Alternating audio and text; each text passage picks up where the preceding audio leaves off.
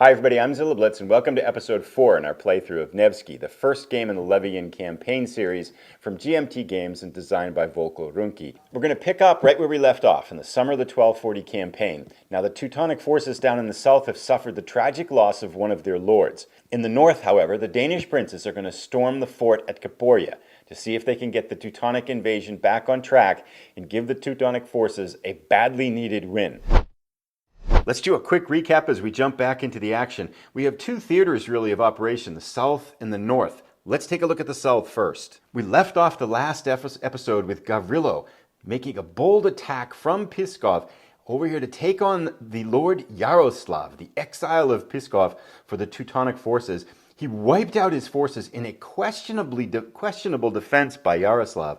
That action gave the Russians another victory point, putting them up 2 points to nothing. However, Rudolf and Herman, who is destined to finally act in this campaign, may have a response to Yaroslav's action soon. However, of equal importance is the northern campaign. Up here in the north is where we're going to start. Knud and Abel, the two Danish princes, have just drawn their activation card and will lead off this next phase of the campaign.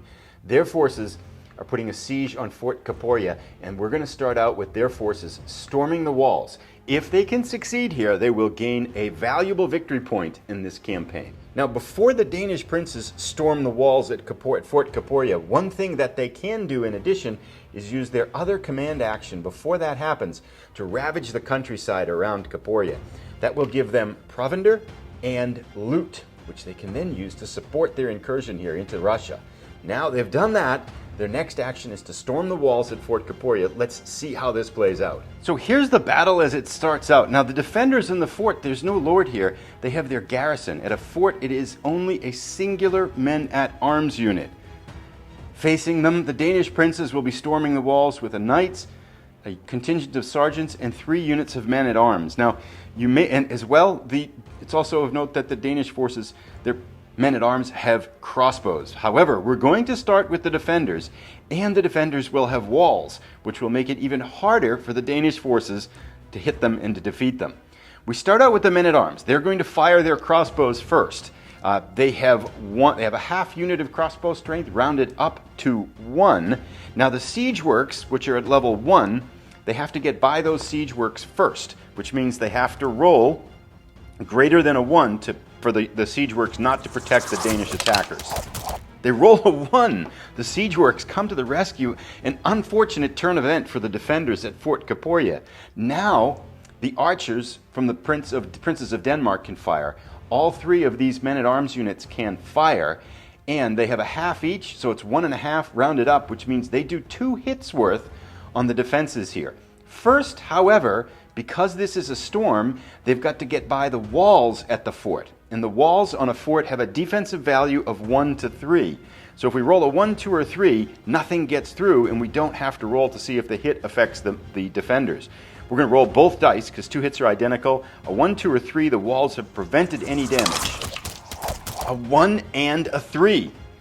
That's not good for the attackers, and it should also be noted, because the siege level is 1 here, Knud and Abel are only going to get 1 round to try to take out these defenders. So they're going to need to do better.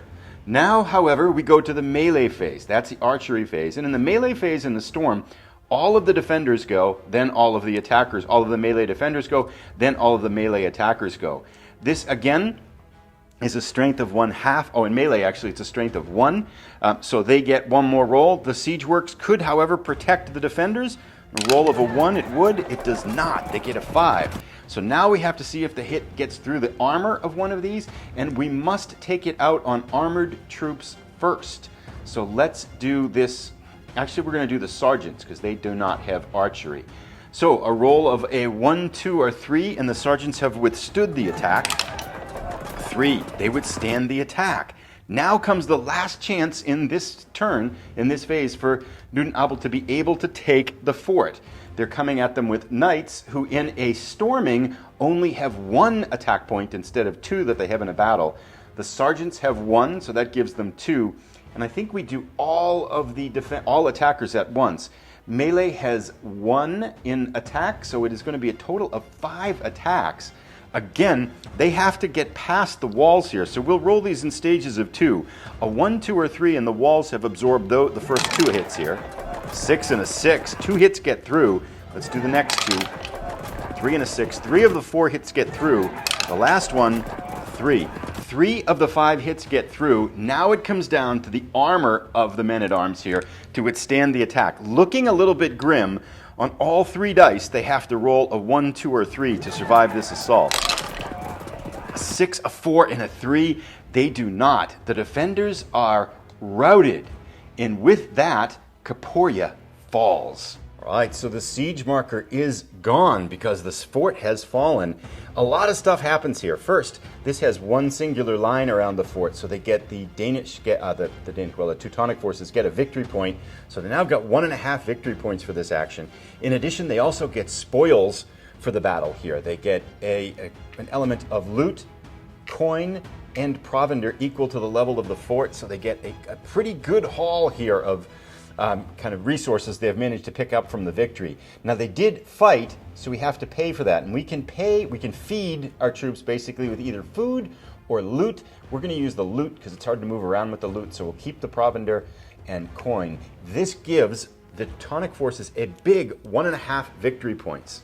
Up on the tally, the score changes dramatically. A 2-0 Russian lead changes to 2-1 with the fall of Kaporia, and another half point for the I'll put the half here. We'll mark it here as 1.5, I guess. I'm not quite sure whether 1.5 is supposed to be here or 1.5 here. So it's 1 plus a half, 1.5 to 2. So only a half point down after that successful attack by the Danish princes. The tides have turned. Things are evened out a little bit.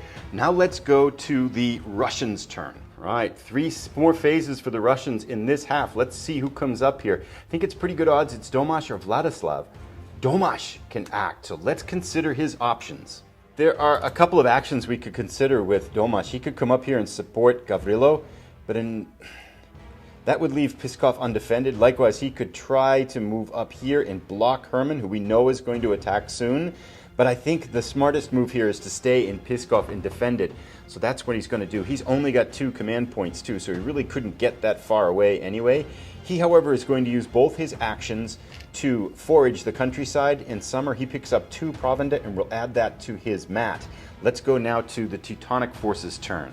The Teutonic Forces have been waiting forever for Herman to come up. He's got to be here. I think it's over an 80% chance that this is Herman. Actually, the last 2 cards could be Herman consecutively here. Let's see what it is. A big part of their frustration down in the south is that Herman has not been able to activate. There it is. Finally, Herman goes on the offensive. Let's consider his options. The knee-jerk reaction move here by Herman is to move 1, 2, and try to push Gavrilo back in combat. And however, Gavrilo, I think, to be honest, what I would do is I would avoid the battle, and he has plenty of transport and means to retreat without losing anything. So he could come across the border here and hole up in Fort Izborsk, which would actually serve the double purpose for Gavrilo of ending this campaign in Russia, which means he could muster next turn. So I think that would almost be a counterproductive move for Herman. So instead what we're going to do is we're going to send him by boat down here along the river to Uzman and on Lake Peipus here. Then they're going to ravage, and that will get a half victory point, evening the score now at 2 points each. The ravaging gets a provender and coin. However, that's his second of 3 action points, and now he would have 2 provender and loot. Let me get that correct. He would have a provender and loot. That would give him 3 points worth of cargo, which means he can't move with only 1 card. He's got too much provender and too much loot, so he's just going to leave that behind, take the 1 victory point, move here to Ugania, and that would give him a moved and fought, which means we have to remove the provender that he has. Now, he has no more provender, but I think that's worth the victory point, and I think he can solve the problem with his service record if they attack, and I think he's more than likely going to win. So with that, now the score is knotted at 2. I'm going to adjust the scoreboard, and we go to the Russian option here for the next campaign move. So we are getting close to the end of the first campaign. The Russians only have 2 activations left. Let's see what we get. We get Vladislav. Okay, let's consider our options here. I don't have a good idea what to do with Vladislav right now. One option would be to have him come here and try to meet Knut and Abel in combat, but Vladislav is weaker, and particularly if Knut and Abel's on the defensive, he's going to fire first, which means that it's going to be even more unlikely that Vladislav will win. So given that Vladislav is militarily weaker, I don't think it makes sense to confront Knut and Abel, which means then what do we do? And I mean, Knut and Abel could come this way, but because Vladislav has boats, he'd be able to cut him off this way. I think what we're going to do is have Vladislav use his boats to follow the stream to come back into Ladoga, because then if he does activate on the next turn, he could at least tax, which would give him a coin, which would help. Also, if Knut and Abel tries to come down here, he only has a command of 2, 1, 2. He can go that way. Knut and Abel would still have a chance. Then he can. I feel like Vladislav's between a rock and a hard place and not sure what to do. So I just don't see anything else he can quite do that's useful. But we will try that, and he will burn through a provender to do that. However, he went 1, and so he could pick up another provender. He's going to do that. So he's going to forage for 1 provender and then eat that provender, which would leave him at the end with 3. So that is Vladislav's move. Let's go to the last activation now for the Teutonic Forces, see what we get. Hermann, interesting. Thought that might be the case. So Hermann saves his activations for the end. Let's consider his options here. So thinking about Domash for a little while here, his options are to either stay where he is or to perhaps attack Hermann. However, Hermann's stronger. He could come down here and try to attack Rudolf. I think it's 50-50 at best, and I think actually Rudolf's superiority in forces would give him the edge against a battle, especially if he's on the defensive. He could come over here and join Gavrilo, but that would mean they would both be unable to muster in the next levy, putting them at a severe disadvantage. I think, as boring as it is, I think Domash's clear best move is to stay where he is. And he's going to forage 3 times, because I can't think of anything else that he can do. He can't tax either, because he's not in his own seat. That will give them 6 provender and bring us to the end of the action phase of this campaign. Now we're going to transition into the end campaign phase. In the end campaign phase, what happens is that any lord that has 2 of any asset, be it a card, boat, cart, coin, provender, has to remove 1 of some asset. So let's go through and do that now for our various lords. Knut and Abel has 2 cards, he has a bunch of provender, he has 2 boats, so he definitely has to lose something. We're going to remove the card asset, because he's not going to, the cogs actually, he's not going to use those anymore, so those will go back into the Arts of War deck. He's not going to sail, he's staying where he is in the Russian side of the world here, and I think is going to move without the assistance of ships. Let's go now to Hermann. Hermann has 2 cards, he's got a couple of provender, a couple boats. We'll have him remove 1 of his 3 provender here. Lord Domash has 6 provender. That makes it easy. We'll take him down to 5 provender. I'd rather have him do that than lose. He doesn't need that many provender anyway. So Gavrilo is a much harder choice here. I would prefer, he's got 2 carts. I would prefer to lose the provender in the cart, but because the Teutonic Forces are going to go first, I don't want him to get caught in battle without any food. So we're actually going to lose the cart, as much as it pains me to do so, because he won't be able to muster either.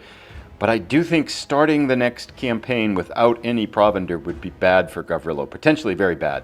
Vladislav has 4 provender and 1 cart, so he will need to lose something. Let's have him lose 1 of his 4 provender, taking him down to 3. That brings us to the end of the end campaign phase. There's some other pieces in here. Lords could lose a card, could discard a card if they want to, one of their assets, but we don't want to do that. There's some end game and some switching to sleds to carts and changes of seasons and things like that, unstacking lieutenants, but we don't have any of those things that apply. That's the only section of the end campaign phase that applies, except for changing the turn marker. So as we end up the first half of summer here, the campaign, score is 2-2. We're dead even. Let's now switch the turn marker to the second and the final turn of this summer 1240 campaign. We're going to go into the levy phase, and it's here we will end the episode. So that brings us to the end of the first turn. We're going into the second turn with the score again knotted at 2-2, and I confess I don't have some good ideas for the Russian forces. I think the Teutonic forces go first, and if I think a strong move might be to come here to Izborsk with either Herman or Rudolf, and using our deck creation system, we can guarantee that one of them goes first. Rudolf is going to be able to muster and bring some strong forces to bear, and unfortunately Gavrilo won't be able to muster. I think the strategy for the Teutonic forces is going to be to divide and conquer. Come right down the middle here and take on Gavrilo, push him perhaps even west into Teutonic forces and run him out of food and grind him down. Up to the north, we also have Nud and Abel for the Teutonic forces, who can either cut southeast towards Novgorod or cut southeast to Novgorod or northeast to Ladoga. And I don't think no matter what Vladislav does, he's going to be strong enough to stop him. So I feel like the Teutonic forces here are on the verge of victory. I don't see a path forward for the Russians. So I'm open for ideas. Let me know who you think's going to win in the second half, and if you have some strategic suggestions for Domash, Gavrilo, and Vladislav as the Russians. I'm kind of at a loss as to how to try to swing the tide in their favor here. Thanks so much for watching. I'll put a link to the next episode right up above, and we'll see you in a few days for the start of the second half of this game. Thanks, everybody.